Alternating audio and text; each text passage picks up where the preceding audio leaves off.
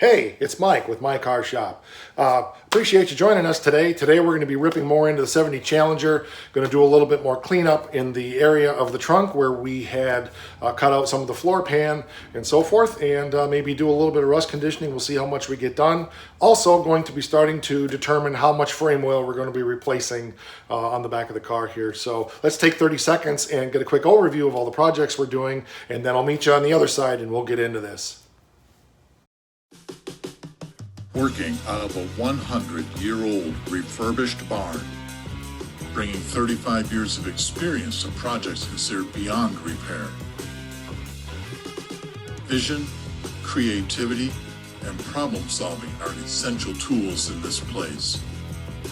Watch as we transform junk into polished metal miracles. This is My Car's Shop.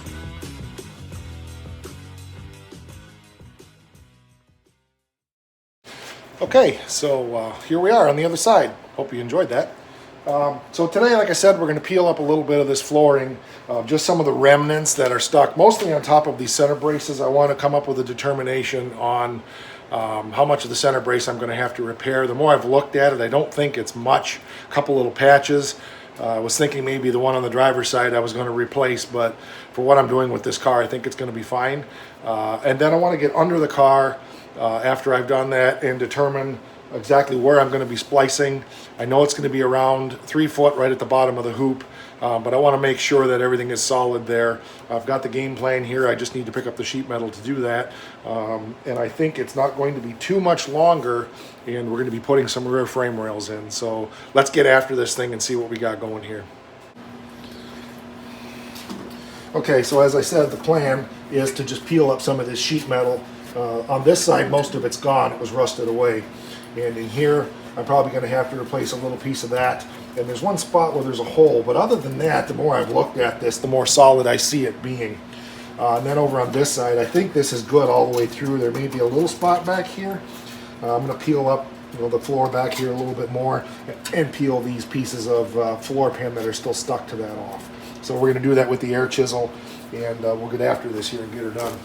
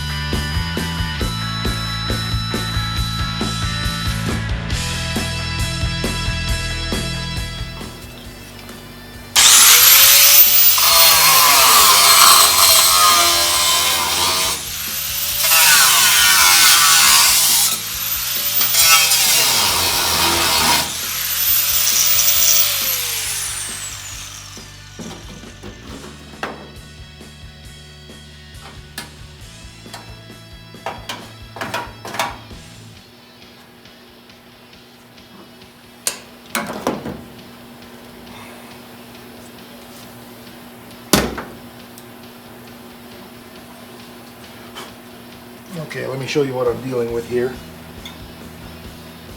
One more little cut to make.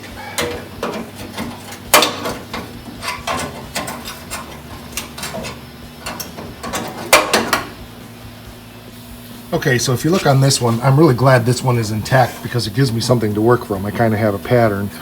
There is a metal bracket right here, and if you see this head right here, what that is, if I can get you under there, is this is what's left of the gas tank strap. And so it's the big long gas tank strap bolt. Okay, and why I'm glad that that one's there is because when I peeled this back over here more, this one's gone. And so I'm going to need to make this piece here, and there's pieces underneath there I'm going to have to make as well. So that kind of gives me a determination on what I'm going to have to do with this particular brace. This trunk floor / gas tank mount brace needs to have some work done to it. So I'm going to have to get under the car, and when I was using the air chisel, a couple more holes showed up.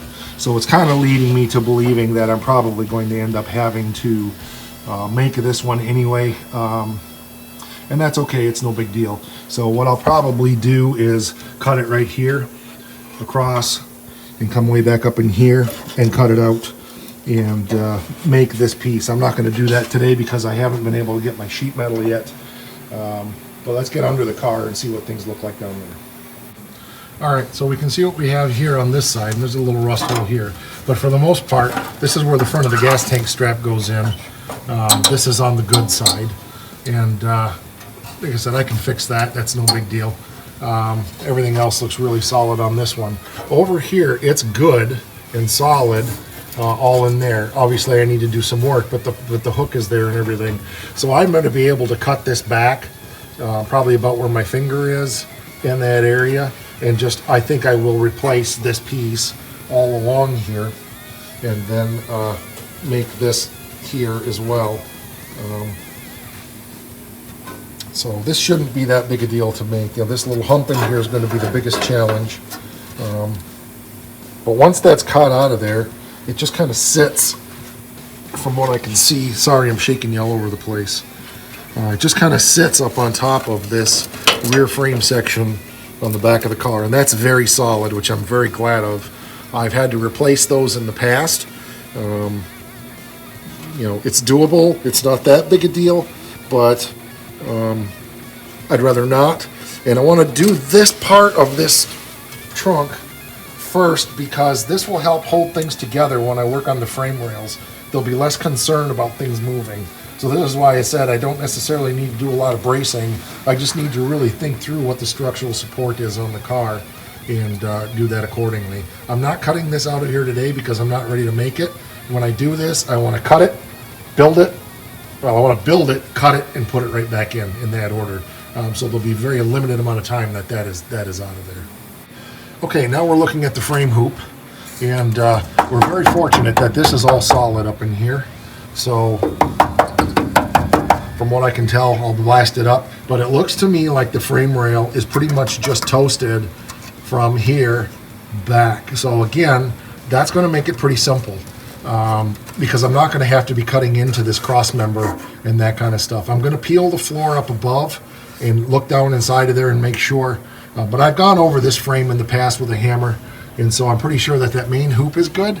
And then of course down there, when we get into it, let's get you down here, or shot here, and I will replace probably most of that up there.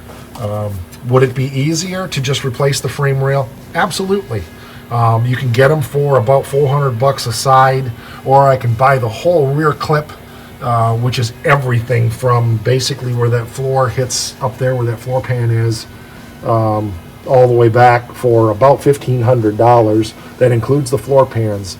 But this is the work that I enjoy. This is the way I do things. I could buy every panel for this car. They make them. A new roof. I could buy frame rails, floor pans, and for probably about $7,000, have everything replaced in this car. But that's not what I'm about. We do these things because I enjoy them, first of all. Second of all, I can build some really nice cars, have a lot of fun, and not have a lot of money into anything. It's just time.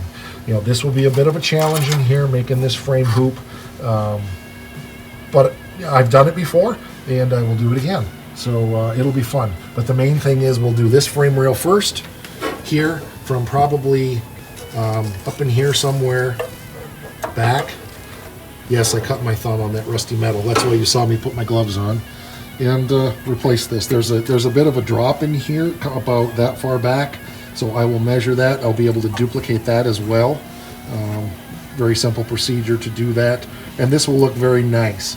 I'm probably not going to be as concerned with putting all of these reliefs in here. These are holes that are for a factory frame jig, for straightening the frame or for building the frame at the factory and assembling the car. None of that I'm concerned about.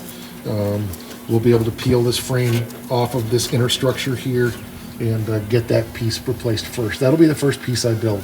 I will also have to put these pocket nuts back in the frame and get this bracket put back on here. I don't remember what it's for, but I'm pretty sure it needs to be there. Needs to be there, or it wouldn't have been there. So, okay, and you can see on this side, this frame rail is much nicer. I may still end up replacing it from up there. I may not. We will see. It's shot from here to about here. I may just replace that much. I'll make that determination, you know, at a later time. But overall, this frame rail over here is much nicer, which is weird, like I said, because this is the driver's side, and that's usually the side that rots out the worst. If we get up into the hoop, again, you see down here, get you where I can see it, down in here, that down there it's shot, and that'll need to be replaced as well. But this overall, the frame rail on the passenger driver's side is much nicer. So once I start cutting into it, of course, it's going to be a lot worse than it appears. But it's all makeable. It's all doable. It will be very strong. It will look decent, and it'll be functional. And that's the main thing we're concerned about.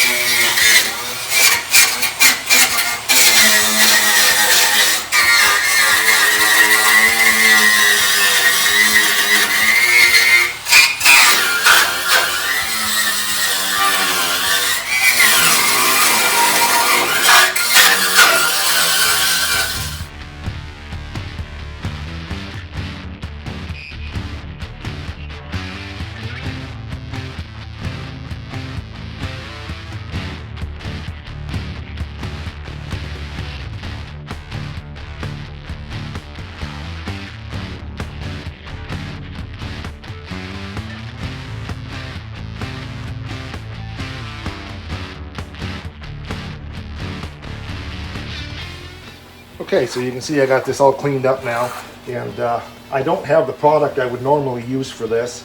I've got a different product I'm going to try on this, and I'm not too concerned about it. Some of this I couldn't get wire brushed, but that's okay because I'm using a rust converting product, and that should take care of converting any of that rust that's in there and stopping it from rusting anymore, which is the main objective. So it's a Loctite product I've not used before.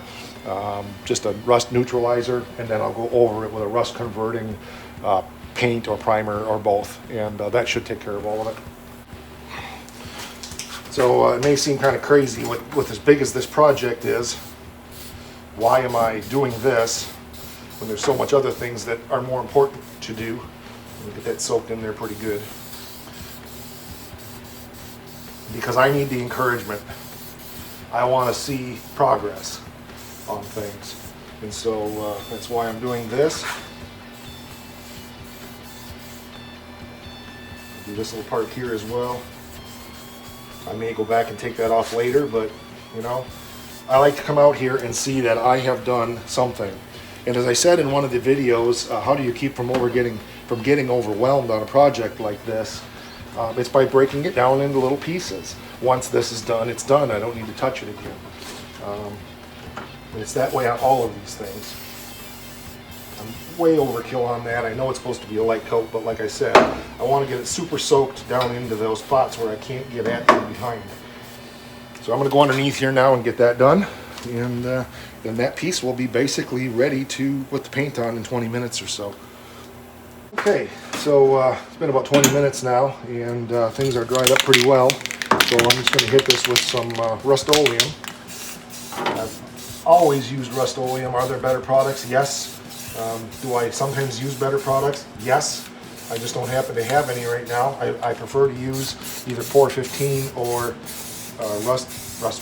Eastwood's rust encapsulator, but I don't have any of that right now. So I always trust the trusty dusty Rust-Oleum. It's always done good for me. You need to remember, this car is not going to be sitting outside anymore.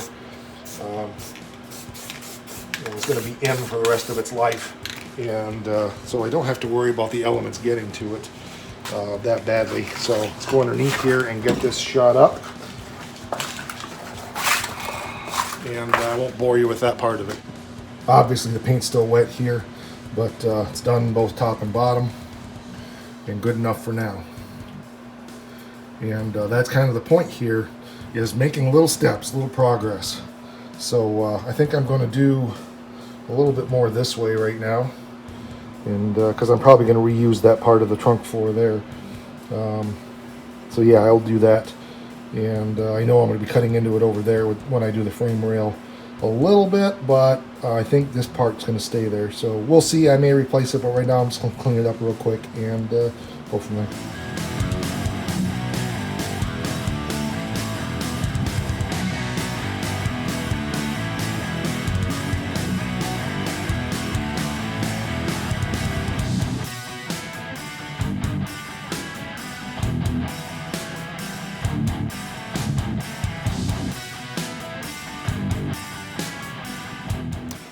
Okay, I think that's going to do it today. I pushed it a little bit too hard getting up and down off the floor.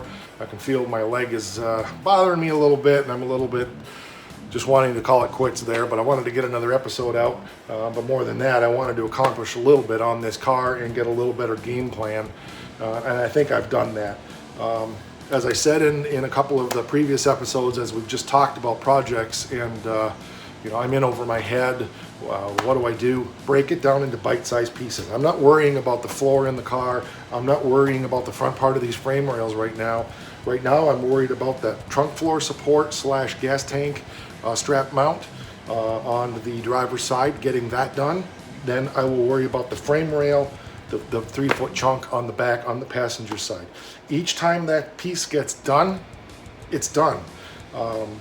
You'll be surprised at how quickly we will be able to move forward on actually building a trunk floor and putting in this car once these bits are done. That trunk floor support, that frame rail on the passenger side, and then finally the frame rail on the driver's side. We're ready to put a trunk floor in, and that's done. Now that is a lot of hours of work, but yet when you break it down into those little bitty pieces, the front half of the car is decent. It just needs to be cleaned up. The front frame rails are fine. So then all we have to do is the bottom parts of the hoops and get the floor pan taken care of inside the car. And structurally, this car is good enough at that point that I can get it on the rotisserie and flip it around and really start working on getting it detailed out and cleaned up and fixing all the little stuff that needs to be fixed. And that's what it's about. Little bite, little bite, little bite. Doesn't seem like a lot done today, but it was. Something else I wanted to mention, first of all, you saw me, maybe you noticed, I really screwed up and I was working with the wire wheel without my safety glasses on. I've gotten a little bit of criticism for taking too much time on video to put my safety equipment on, but I'm very intentional about that, and maybe I do it too much on camera. But I see a lot of people who do this work and they don't wear the proper safety equipment, and so I'm emphasizing that. It's important to wear your safety gear. It was an accident. I took my good glasses off and got the camera going, and I just completely forgot to put the safety glasses on until a little piece of rust got in my eye. So, that was a mistake on my part. That's how accidents happen. I'm good, nothing wrong with the eye. Just, it was the wake-up call to get your glasses on, dummy. So safety, safety, safety, safety. I can't emphasize that enough. I think that'll do it for this episode. I really want you to stick around on the channel. There's about 85 to 90 episodes in various stages on this channel. The early stuff on the Challenger, when I was popping the roof out of it after the car came out of the pile in the junkyard.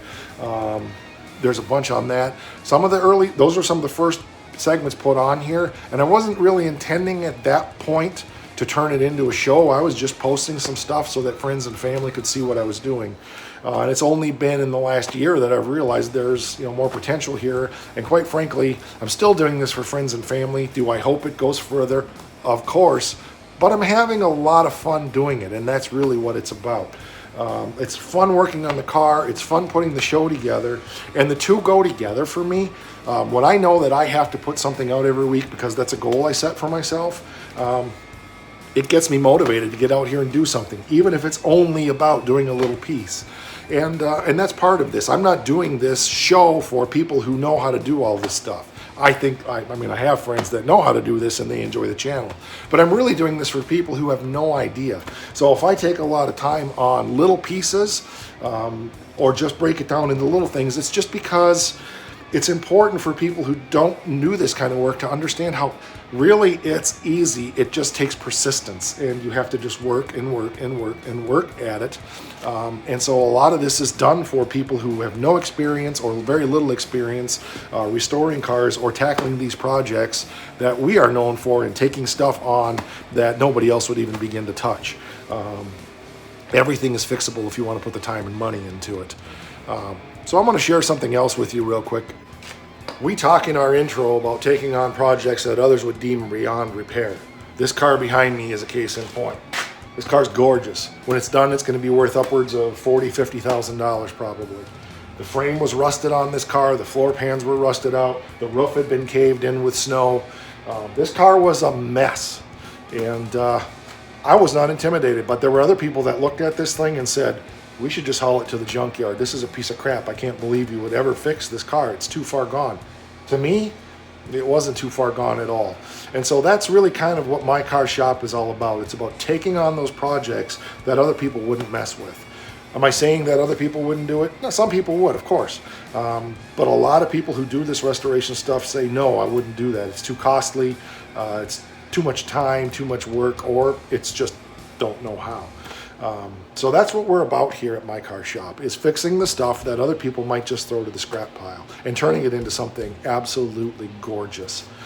If you've seen the videos on the 69 Charger, we haven't done anything on the early stages of that car, but that car was totaled when we got it, and you've seen the pictures in the intro. It's gorgeous. That's my son's car. He's done a bang-up job with that thing. So that's what we do here in My Car Shop. So yeah, we made some progress on the 70 Challenger today. Thank you for watching. If you haven't subscribed, please do. Also hit the notifications so that you get the updates on when the next episodes come out. We're going to be breaking this thing down into these little bite-sized pieces, and slowly, piece by piece, you're going to see this thing come together. So go back on here. Don't go away. Don't go on to somebody else's channel right now. I'm not against that. But there's so much more for you to see here about what we do.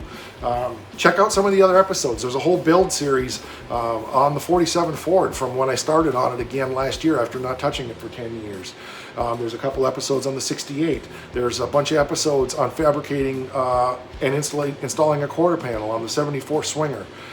There's a lot here that you can check out. There's episodes on the 26 Oakland, and we've got another one coming up on that real soon. There's a lot here to check out. So at the end of this, you'll see a link to other episodes. Be sure to go there. I'm going to even put a link right up here right now. That's to the entire series. And so go ahead and just click on that right now. You don't have to finish this video. Click on that right now, and it will start you probably with the latest episode and go backwards in time through, or maybe the other way. I don't remember how I've got it set up, but it'll take you through everything we've done here. Some of it you're going to find boring. I get that. Some of it you're going to enjoy. Some of it's extremely detailed work. Spraying paint on the parts on the 47 Ford, for example. We did that last spring at the beginning of the lockdown. So don't go anywhere. Stay here. I want to see more of you. And thanks, I appreciate it. So again, subscribe, hit the bell. We're on Instagram /MyCarShop. We're on Facebook /MyCarShop. I post a lot of fun stuff over there, funny stuff, as well as historic archives of cars that I've worked on for the last 40 years. And different projects that we've done and so forth, and some stuff from some friends. So, all right, check it out. I'll be quiet. I will see you again right after this video, right? Make me a promise that we'll do that, because I promise you I'll be there. Rock on.